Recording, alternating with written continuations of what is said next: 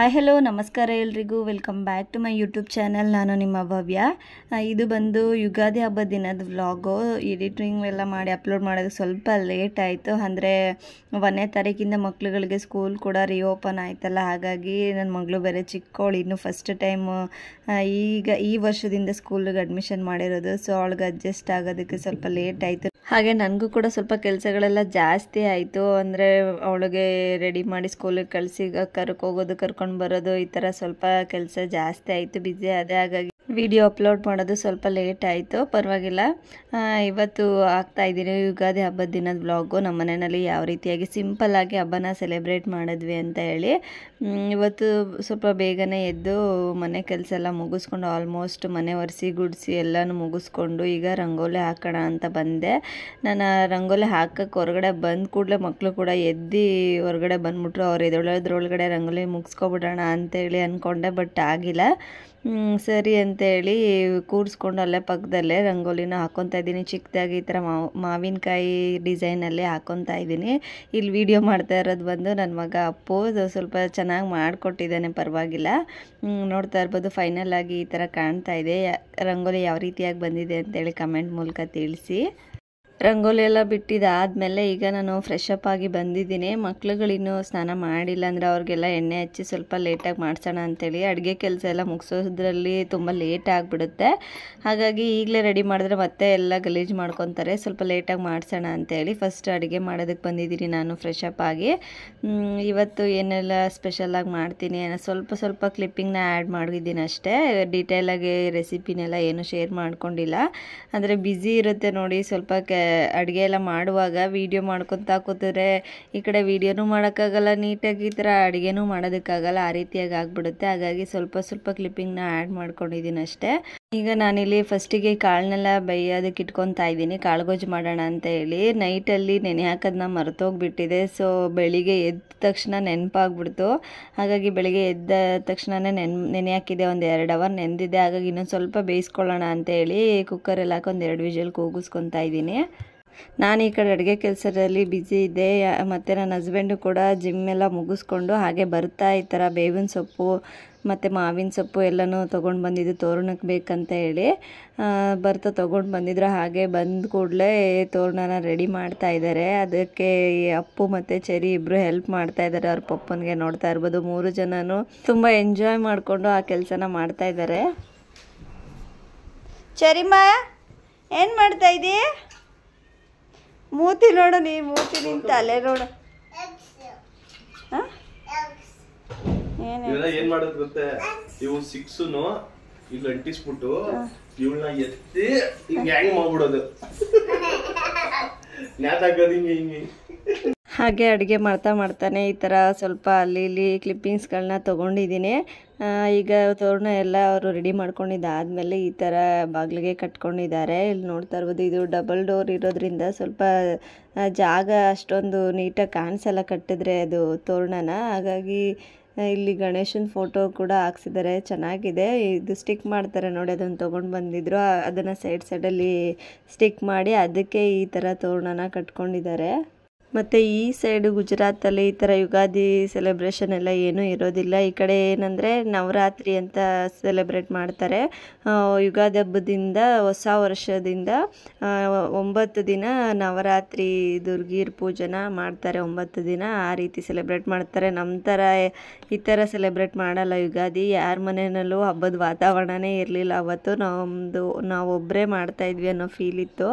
ಹಾಗಾಗಿ ಹಬ್ಬದ ಕಳೆ ಅನ್ನೋದು ಒಂಥರ ಇರುತ್ತಲ್ಲ, ಅಷ್ಟಾಗಿ ನಮ್ಗೆ ಈ ಸರಿ ಅನಿಸೇ ಇಲ್ಲ. ಊರಲ್ಲಿ ಇದ್ದಿದ್ರೆ ತುಂಬಾ ಚೆನ್ನಾಗಿರ್ತಾಯಿತ್ತು ಹಬ್ಬದ ವಾತಾವರಣ. ಅದೆಲ್ಲನೂ ಕೂಡ ಈ ಸರಿ ನಾವು ಎಲ್ಲರೂ ಮಿಸ್ ಮಾಡ್ಕೊತಿದ್ವಿ.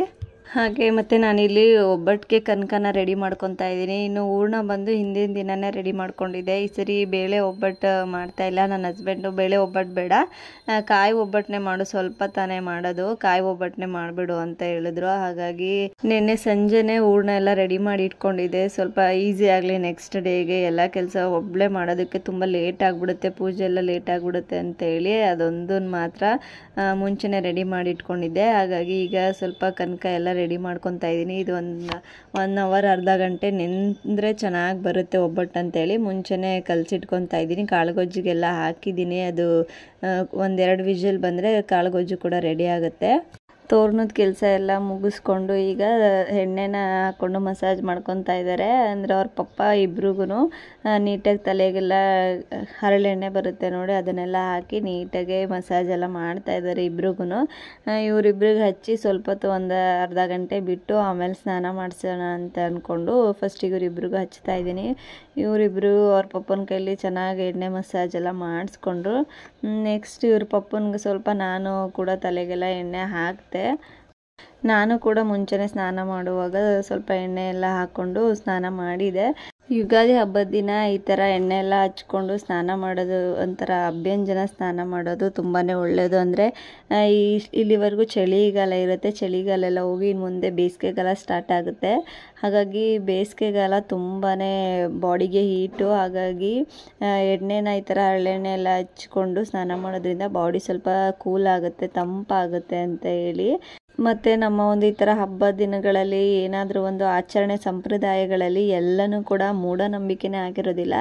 ಅದರಿಂದ ಏನಾದರೂ ಒಂದು ಸೈಂಟಿಫಿಕ್ ರೀಸನ್ ಇದ್ದೇ ಇರುತ್ತೆ. ಬಟ್ ಅದನ್ನು ತಿಳ್ಕೊಳ್ದಿರ ನಮ್ಮಂಥವ್ರು ಅದನ್ನೆಲ್ಲ ಅಲ್ಲಿಗೆ ಬಿಟ್ಟು ನಮಗೆ ಏನನ್ಸುತ್ತೆ ಅದನ್ನು ಮಾಡ್ಕೊಳ್ತಾ ಹೋಗ್ಬಿಡ್ತೀವಿ. ಬಟ್ ಆ ರೀತಿಯಾಗಿ ಮಾಡಬಾರ್ದು.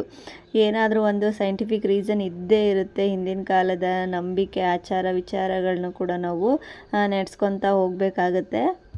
ಎಣ್ಣೆ ಎಲ್ಲ ಹಚ್ಚಿ ಬಂದು ಈಗ ಒಬ್ಬಟ್ಟನ್ನ ತಟ್ಕೊಬಿಡೋಣ ಅಂತ ಹೇಳಿ ನಾನಿಲ್ಲಿ ಒಬ್ಬಟ್ಟನ್ನ ತಟ್ತಾ ಇದ್ದೀನಿ. ಅಂದರೆ ಇವ್ರದ್ದೆಲ್ಲ ಇನ್ನೂ ಸ್ನಾನ ಮುಗ್ದಿರ್ಲಿಲ್ವಲ್ಲ, ಸ್ನಾನ ಎಲ್ಲ ಮಾಡಿಕೊಂಡು ರೆಡಿಯಾಗಿ ಬರೋದ್ರೊಳಗೆ ಎಷ್ಟಾಗುತ್ತೋ ಅಷ್ಟು ಒಬ್ಬಟ್ಟನ್ನ ತಟ್ಕೊಬಿಡೋಣ ಅಂತ ಹೇಳಿ ಮಾಡ್ತಾಯಿದ್ದೀನಿ. ಇಲ್ಲಿ ಬಂದು ಒಬ್ಬಟ್ಟಿಗೆ ಕಾಯಲು ಕೂಡ ರೆಡಿ ಆಗ್ತಾಯಿದೆ, ನೋಡ್ತಾ ಇರ್ಬೋದು. ಆಲ್ಮೋಸ್ಟ್ ಎಲ್ಲ ಅಡುಗೆ ಕೂಡ ರೆಡಿ ಆಗಿದೆ. ಇನ್ನು ಕೋಸಂಬರಿ ಒಂದು ಬಾಕಿ ಇದೆ ಅಷ್ಟೇ. ಏನೇನೆಲ್ಲ ಅಡುಗೆ ಮಾಡಿದ್ದೆ ಅಂತೇಳಿ ಲಾಸ್ಟಲ್ಲಿ ಒಂದು ಕ್ಲಿಪ್ ತಗೊಳ್ಳೋಣ ಅಂತ ಅಂದ್ಕೊಂಡೆ. ಬಟ್ ಬ್ಯುಸಿನಲ್ಲೂ ಮರ್ತೇ ಹೋಯ್ತು ನನಗೆ, ಅದನ್ನೆಲ್ಲ ತಗೊಳ್ಳೋದಕ್ಕಾಗೇ ಇಲ್ಲ. ಇಲ್ಲೇ ರ್ಯಾಂಡಮಾಗಿ ತೋರಿಸಿದ್ದೀನಿ. ಮಾಮೂಲಿಯಾಗಿ ಒಬ್ಬಟ್ಟು, ಕಾಯಲು, ಇದು ಒಬ್ಬಟ್ಟಿನ ಸಾಂಬಾರು, ಬೇಳೆ ನೀರು ಬರುತ್ತೆ ನೋಡಿ, ಅದರಲ್ಲಿ ಮಾಡಿರೋವಂಥದ್ದು ಒಬ್ಬಟ್ಟಿನ ಸಾಂಬಾರು, ಮತ್ತು ಕಾಳುಗೊಜ್ಜು, ಹೆಸರು ಬೇಳೆ, ಹಾಗೆ ಸ್ವಲ್ಪ ಸಬ್ಬಕ್ಕಿ ಪಾಯಸ ಕೂಡ ಮಾಡ್ಕೊಂಡಿದ್ದೆ. ಜೊತೆಗೆ ರೈಸು ಇಷ್ಟಿತ್ತು ನಮ್ಮ ಮನೆಯಲ್ಲಿ ಹಬ್ಬದ ವಿಶೇಷವಾಗಿ. ಮತ್ತು ಇಲ್ಲಿ ಬಂದು ನನ್ನ ಹಸ್ಬೆಂಡು ಹೆಸರು ಬೇಳೆಗೆ ರೆಡಿ ಮಾಡಿಕೊಡ್ತಾ ಇದ್ದಾರೆ. ಅಂದರೆ ಅವರೇ ಏನು ಬಂದಿಲ್ಲ. ನಾನು ಸ್ವಲ್ಪ ಜಾಸ್ತಿ ಕೆಲಸ ಆಯ್ತು ನೋಡಿ, ಅಡುಗೆ ಎಲ್ಲ ಮಾಡಿ ಮನೆ ಕೆಲಸ ಎಲ್ಲ ಮುಗಿಸಿ ಅಡುಗೆ ಮಾಡೋದ್ರಲ್ಲಿ ಸಾಕಾಯಿತು. ಹಾಗಾಗಿ ಏನೂ ಕೆಲಸ ಮಾಡಿಲ್ಲ ಬೆಳಿಗ್ಗೆಯಿಂದ. ಬರೀ ತೋರಣ ಒಂದು ಕಟ್ಟಿದ್ಯಾ, ಅದೊಂದು ಕೆಲಸ ಮಾತ್ರ ಮಾಡಿದ್ದೆ. ಸ್ವಲ್ಪ ಏನಾದರೂ ಅಡುಗೆ ಮನೇಲಿ ಹೆಲ್ಪ್ ಮಾಡಿಕೊಡ್ಬೋದಲ್ಲ ಅಂತ ಸ್ವಲ್ಪ ರೇಗಿದೆ. ಹಾಗಾಗಿ ಎಣ್ಣೆ ಎಲ್ಲ ಹಚ್ಕೊಂಡು ಇನ್ನು ಸ್ನಾನಕ್ಕೆ ಹೋಗಿಲ್ಲ. ಏನು ಕೆಲಸ ಇದೆ ಹೇಳು, ಮಾಡ್ಕೊಡ್ತೀನಿ ಅಂತೇಳಿ ಇವಾಗ ಬಂದಿದ್ದಾರೆ ಲಾಸ್ಟಲ್ಲಿ. ಹೆಸರು ಬೇಳೆಗೆಲ್ಲ ನೆನೆ ಹಾಕಿದ್ನಲ್ಲ, ಸರಿ ಅದನ್ನು ರೆಡಿ ಮಾಡಿಕೊಡು, ಕ್ಯಾರೆಟು ಸೌತೆಕಾಯಿ ಎಲ್ಲ ಹಚ್ಚಿ ಹೆಸರು ಬೇಳೆಗೆ ರೆಡಿ ಮಾಡು ಅಂತ ಹೇಳಿದೆ.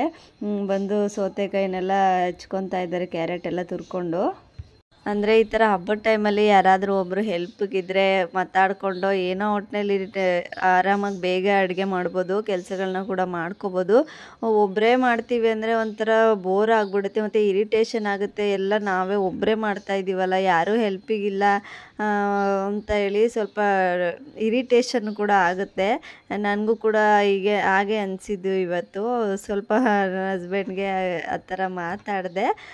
ಸರಿ ಅಂತೇಳಿ ಅವ್ರಿಗೂ ಕೂಡ ಗೊತ್ತಾಯಿತು ಏನಾದರೂ ಹೆಲ್ಪ್ ಮಾಡಬೇಕಿತ್ತು ಅಂತೇಳಿ ಲಾಸ್ಟಲ್ಲಿ ಬಂದರು.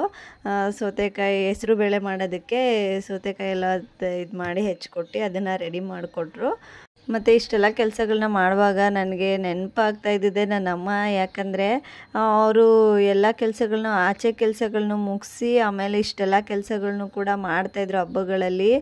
ನಾವೇನು ಹೆಲ್ಪ್ ಮಾಡಿಕೊಡ್ತಾ ಇರಲಿಲ್ಲ. ಚಿಕ್ಕ ಏಜಲ್ಲಿ ನಾವು ಏನು ಹೆಲ್ಪ್ ಮಾಡಿಕೊಡ್ತಾ ಇರಲಿಲ್ಲ. ಅವರು ಒಬ್ಬರೇ ಎಲ್ಲ ಕೆಲಸನ ಹೇಗೆ ನಿಭಾಯಿಸ್ತಾಯಿದ್ರು ಅದನ್ನೆಲ್ಲ ನೆನೆಸ್ಕೊಂಡು ನನಗೂ ಕೂಡ ಹಾಗೆ ಅನಿಸ್ತು. ಅಮ್ಮಂದರೆ ಹಾಗೆ ಅಲ್ವಾ, ಎಲ್ಲ ಕೆಲಸವನ್ನು ಮಾಡ್ತಿರ್ತಾರೆ, ಬಟ್ ಅದು ಯಾರಿಗೂ ಗೊತ್ತಾಗಲ್ಲ. ಗೊತ್ತಿದ್ರೂ ಕೂಡ ಸುಮ್ಮನೆ ಹಾಗೆ ಇರ್ತಾರೆ, ಮಾಡಲಿ ಬಿಡು, ಮಾಡ್ಕೊಳ್ಳಿ, ಏನಾದರೂ ಮಾಡ್ಕೊಳ್ಳಿ ಅಂತ ಹೇಳಿ. ನಾವು ಅಮ್ಮಂದ್ರಾಗಿ ಮನೆ ನಡೆಸೋ ಜವಾಬ್ದಾರಿನೆಲ್ಲ ತಗೊಂಡಾದಮೇಲೆ ನಮಗೆ ಅಮ್ಮನ ಬೆಲೆ ಏನಂತ ಗೊತ್ತಾಗುತ್ತೆ. ಅಲ್ಲಿವರೆಗೂ ಅಮ್ಮನ ಬೆಲೆ, ಅವರ ಒಂದು ಕೆಲಸಗಳು ಯಾವುದೂ ನಮ್ಗೆ ಅರ್ಥ ಆಗ್ತಾ ಇರಲ್ಲ. ನನಗಂತೂ ತುಂಬ ನೆನಪಾಗ್ತಾಯಿತ್ತು ಹಬ್ಬದ ದಿನ. ನಮ್ಮ ಒಂದು ಬಾಲ್ಯದ ನೆನಪುಗಳು ಹಬ್ಬದ ದಿನ ಯಾವ ರೀತಿಯಾಗಿತ್ತು ತುಂಬಾ ನೆನಪಾಗ್ತಾಯಿತ್ತು ಅಡುಗೆ ಮಾಡೋ ಟೈಮಲ್ಲೇ. ಮತ್ತು ಈಗ ಅಡುಗೆ ಕೆಲಸಗಳನ್ನೆಲ್ಲ ಮುಗಿಸ್ಕೊಂಡು ಈಗ ಪೂಜೆಗೆ ರೆಡಿ ಮಾಡ್ಕೊಬಿಡೋಣ ಅಂತ ಹೇಳಿ ಬಂದೆ. ಅಂದರೆ ಹಿಂದಿನ ದಿನವೇ ಎಲ್ಲ ನೀಟಾಗಿ ದೇವ್ರ ಸಾಮಾನೆಲ್ಲ ತೊಳೆದು ಇಟ್ಟಿದ್ದೀನಿ. ಜಸ್ಟ್ ಹೂವನ್ನ ಹಾಕಿ ಪೂಜೆ ಮಾಡೋದಷ್ಟೇ ಬಾಕಿ ಇತ್ತು. ಇಲ್ಲಿ ನೋಡ್ತಾ ಇರ್ಬೋದು ನಮ್ಮನೆ ಬಾಲ್ಕನಿನಲ್ಲಿ ಎಷ್ಟು ಹೂವುಗಳಾಗಿದೆ ಅಂತೇಳಿ. ನನಗಂತೂ ಹೂವನ್ನೆಲ್ಲ ನೋಡಿ ತುಂಬಾ ಖುಷಿ ಆಯಿತು. ಹಬ್ಬದ ದಿನ ಅದು ದಾಸವಾಳ ಕೂಡ ಒಂದು 4-5 ಬಿಟ್ಟಿತ್ತು. ಮತ್ತು ಕನಕಾಂಬರ ಹೂವನು ನೋಡ್ತಾ ಇರ್ಬೋದು. ನೆನ್ನೆ ಮೊನ್ನೆ ಎಲ್ಲ ತೆಗ್ದಿರಲಿಲ್ಲ, ಹಾಗೆ ಬಿಟ್ಟಿದ್ದೆ ಹಬ್ಬದ ದಿನ ತೆಕ್ಕೊಳ್ಳೋಣ ಅಂತ ಹೇಳಿ. ಇಲ್ಲಿ ನೋಡ್ತಾ ಇರ್ಬೋದು ಒಂದು ಪಾರಿವಾಳ ಕೂಡ ಹಾಗೆ ಇಲ್ಲೇ ಕೂತಿದೆ. ಅಂದರೆ ಅದು ಮೊಟ್ಟೆ ಇಟ್ಟು ಮರಿ ಆಗಿರೋವಂಥದ್ದು. ಅದಿನ್ನೂ ಆರೋಗಿಲ್ಲ, ಇನ್ನೊಂದು ಸ್ವಲ್ಪ ದಿನದಲ್ಲೇ ಆರೋಗ್ಬಿಡುತ್ತೆ. ಮತ್ತು ಈ ಥರ ಹೂವುಗಳನ್ನೆಲ್ಲ ಹೊರಗಡೆಯಿಂದ ತಂದು ಪೂಜೆಗೆ ಇಡೋದಕ್ಕಿಂತ ನಮ್ಮ ಮನೆಯಲ್ಲೇ ನಾವೇ ಬೆಳೆದಿರೋಂಥ ಹೂವುಗಳನ್ನ ಹಾಕಿ ಪೂಜೆ ಮಾಡ್ತಿದ್ರೆ ಒಂಥರ ನಮಗೆ ಏನೋ ಖುಷಿ ಅನಿಸುತ್ತೆ. ನಿಜ ನನಗಂತೂ ತುಂಬ ಖುಷಿ ಆಯ್ತು ಈ ಹೂವುಗಳನ್ನೆಲ್ಲ ನೋಡಿ. ಹೂವುಗಳನ್ನೆಲ್ಲ ಹಾಕಿ ರೆಡಿ ಮಾಡಿ ಮತ್ತು ಒಬ್ಬಟ್ಟು ಪಾಯಸ ಎಲ್ಲ ಮಾಡಿದ್ನಲ್ಲ ಅದೆಲ್ಲ ನೈವೇದ್ಯಕ್ಕಿಟ್ಟು ಪೂಜೆ ಎಲ್ಲ ಮುಗಿಸ್ಕೊಂಡ್ವಿ. ಅದನ್ನು ವಿಡಿಯೋ ಮಾಡಿಲ್ಲ. ಮಕ್ಕಳು ಕೂಡ ಹೊಸ ಬಟ್ಟೆ ಎಲ್ಲ ಹಾಕ್ಕೊಂಡು ರೆಡಿ ಇದ್ರಲ್ಲ, ಅವ್ರ ಕೈಲಿ ಕೂಡ ಪೂಜೆ ಮಾಡಿಸ್ತಾ ಇದ್ದೀನಿ. ಅದನ್ನಷ್ಟೇ ವಿಡಿಯೋ ಮಾಡಿದ್ದೀನಿ. ನೋಡ್ತಾ ಇರ್ಬೋದು ಚೆರಿ ಕಾಣ್ತಾ ಇದೆಲ್ಲ ಹೊಸ ಬಟ್ಟೆಯಲ್ಲಿ ಅಂತ ಹೇಳಿ ಕಮೆಂಟ್ ಮೂಲಕ ತಿಳಿಸಿ. ಈ ರೀತಿಯಾಗಿತ್ತು ನಮ್ಮ ಮನೇಲಿ ಸಿಂಪಲ್ಲಾಗಿ ಪೂಜೆ, ಅಷ್ಟೊಂದು ಇದೆಲ್ಲ ಏನೂ ಇಲ್ಲ. ಪೂಜೆ ಎಲ್ಲ ಮುಗಿಸ್ಕೊಂಡು ಎಲ್ಲರೂ ಕೂಡ ಒಟ್ಟಿಗೆ ಕೂತ್ಕೊಂಡು ಊಟ ಎಲ್ಲ ಮಾಡಿದ್ವಿ. ಮತ್ತು ದೇವಸ್ಥಾನಕ್ಕೆ ಕೂಡ ಹೋಗೋಣ ಅಂತ ಅಂದ್ಕೊಂಡ್ವಿ. ಬಟ್ ಈ ಕಡೆ ಎಲ್ಲ ರಜೆ ಇಲ್ಲ ನೋಡಿ. ನನ್ನ ಹಸ್ಬೆಂಡ್ಗೆ ಕೆಲಸ ಇತ್ತು ಅವತ್ತು ಕೂಡ. ಇಲ್ಲ ಟೈಮ್ ಆಗಿದೆ, ಇವತ್ತು ಸಂಜೆ ಬರ್ತೀನಿ, ಕರ್ಕೊಂಡು ಹೋಗ್ತೀನಿ ದೇವಸ್ಥಾನಕ್ಕೆ, ಇವಾಗ ಆಗಲ್ಲ, ಸ್ವಲ್ಪ ಕೆಲಸ ಇದೆ, ನಾನು ಆಫೀಸ್ಗೆ ಹೋಗ್ಬೇಕಂತ ಹೇಳಿ ಅವರು ಊಟ ಎಲ್ಲ ಮುಗಿಸ್ಕೊಂಡು ಕೆಲಸಕ್ಕೆ ಹೋದರು. ಮತ್ತು ಇದು ಬಂದು ಸಾಯಂಕಾಲ ನಾವು ದೇವಸ್ಥಾನಕ್ಕೆ ಹೋಗ್ತಾ ಇರೋದು. ನಾವು ಮನೆ ಬಿಟ್ಟಾಗ 6:30 ಏನೋ ಆಗಿತ್ತು. ದೇವಸ್ಥಾನಕ್ಕೆ ಬರೋದ್ರೊಳಗಡೆ 7 ಗಂಟೆ ಆಯಿತು. 7 ಗಂಟೆ ಕರೆಕ್ಟಾಗಿ ಮಂಗಳಾರತಿ ನಡೀತಾ ಇತ್ತು. ಆರತಿ ಟೈಮ್ಗೆ ಕರೆಕ್ಟಾಗಿ ಬಂದ್ವಿ. ಎಷ್ಟು ಜನ ಇದ್ದರು ಅಂದರೆ ತುಂಬ ಜನ ಬಂದಿದ್ದರು. ರಶ್ ಇತ್ತು, ಒಳಗಡೆ ಹೋಗೋದಕ್ಕೂ ಜಾಗ ಇರಲಿಲ್ಲ. ಹಾಗಾಗಿ ಸ್ವಲ್ಪ ಹೊತ್ತು ಮಂಗಳಾರತಿ ಎಲ್ಲ ಆರತಿ ಎಲ್ಲ ಮುಗಿಯೋವರೆಗೂ ಹೊರಗಡೆನೇ ನಿಂತಿದ್ವಿ. ಅಂದರೆ ಫುಲ್ ರಶ್ ಇತ್ತು. ಒಳಗಡೆ ಎಲ್ಲ ರಶ್ ಆಗಿ ಹೊರಗಡೆನೇ ನಿಂತಿದ್ರು ನಮ್ಮ ಥರನೇ. ನಾವು ಕೂಡ ಸ್ವಲ್ಪ ಹೊತ್ತು ಆಚೆನೇ ನಿಂತಿದ್ದು. ಆಮೇಲೆ ಜನ ಎಲ್ಲ ಖಾಲಿ ಆದಮೇಲೆ ಒಳಗಡೆ ಹೋಗಿ ದೇವ್ರ ದರ್ಶನ ಮಾಡಿಕೊಂಡು ಬಂದ್ವಿ.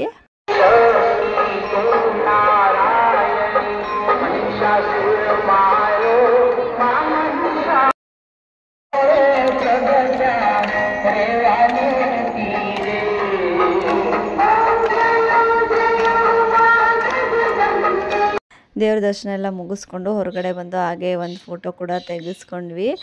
ನಮ್ಮ ಮನೆಯ ಯುಗಾದಿ ಹಬ್ಬದ ಸೆಲೆಬ್ರೇಷನ್ನು ಈ ರೀತಿಯಾಗಿ ಸಿಂಪಲ್ಲಾಗಿ ಇತ್ತು.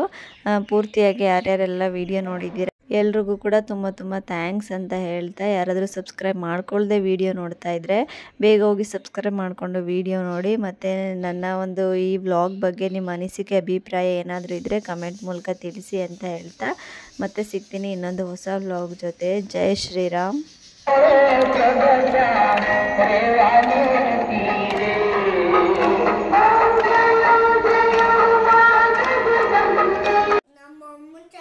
ಪ್ಲೀಸ್ ಲೈಕ್ ಮಾಡಿ, ಶೇರ್ ಮಾಡಿ, ಸಬ್ಸ್ಕ್ರೈಬ್ ಮಾಡಿಕೊಂಡು ಫಾಲೋ ಮಾಡಿ. Thank you. Bye bye. Bye bye.